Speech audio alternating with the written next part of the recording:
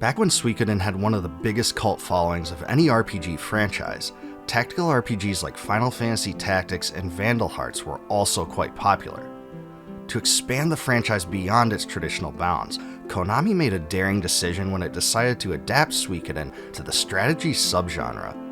The result of this was Suikoden Tactics, which came out between Suikoden 4 and Suikoden 5 on the PlayStation 2. Oddly enough, in Japan it was called Rhapsodia. In terms of continuity, parts of Suikoden Tactics transpire prior to the events of Suikoden 4, but most of it occurs afterward, and several of the concepts and characters are intertwined with each other. In Suikoden Tactics, you take on the role of Kirill, a young boy traveling with his father, Walter, to seek out and destroy rune cannons, the source of immeasurable power. During the nighttime raid of a ship, Walter is shot by a rune cannon, which transforms him into a horrifying sea creature. No longer in control of his mind, he lashes out at Kirill but is stopped by Andark, who slays Walter in the process. All of this craziness takes place as the group becomes caught up in the middle of a squabble between pirates. Steel, a pirate holding the Rune of Punishment, one of the 27 true runes, uses his mysterious power against his rivals Brando and Edgar. In the process, the power of the blast kills him. As a result, Brando acquires the Rune of Punishment, a key storyline detail at the heart of Suikoden 4.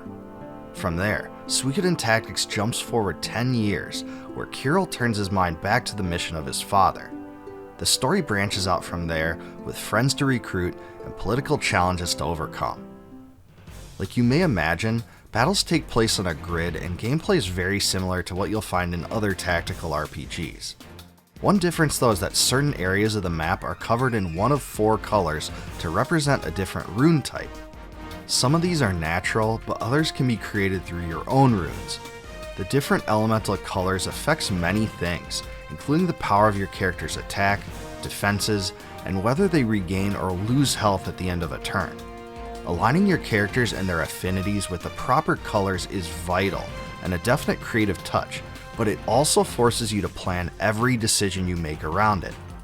Like nearly every strategy game, flanking enemies from the back or side will also improve your damage. There's no job system, but characters do have some unique traits, including range and weapon types. Characters are divided into various archetypes though, so fighter types cannot use the runes of magician types, and vice versa. Like the other Suikoden games, you upgrade your weapons rather than collecting them. If you're a fan of the Unite attacks from the other Suikoden games, you'll be pleased to know that they're incorporated here as cooperative attacks. There are 2, 3, and 4-person attacks of this kind. Unfortunately though, they require you to set up your characters in specific formations, so they're much tougher to execute than they are in the other Suikoden games. I found that this limitation required sacrifices that sometimes weren't worth it. In fact, they almost never were, and it really detracted from what could have been a very fun tie-in from the other games in the series. As for the art style, I'm really not a big fan of it. It uses a really cartoony, cel-shaded look that really is a stark contrast with the rest of the games in the series, and I think this was a huge mistake. It's pretty unfortunate, especially because series mainstay Junko Kawano was so deeply involved with the game's development. If the developers wanted to bring Suikoden into a new form, they really should have made the characters appear more similar to those in Suikoden 3 or 4. Also, all the sprites have thick dark edges that make them look super out of place. They don't blend in with the backgrounds at all. This really is a big shortcoming. Suikoden Tactics does feature the ability to import Suikoden 4 save data to unlock special characters, and this was a fun part of the game in line with the tradition of the others. You can't recruit 108 characters like the other games though, because there's only 60. I do have to admit, I have a lot of gripes with Suikoden Tactics. Many of the battles are just far too long and involve your characters being forced to spend several turns just to move across the map without much action. The elemental imbued squares in battle was definitely an interesting concept, but it's sometimes more annoying than it is fun. I think the voice acting is weaker than the other voice-acted Suikoden games as well. The character portraits and graphical backgrounds are great, but the characters themselves were too cartoony and out of place for the Suikoden universe. The story is solid, but it doesn't blow me away, and probably isn't as strong as either Suikoden 4 or 5. The character animations, spell effects, and soundtrack were all done very well though, so I think those are the 3 bright spots of the game.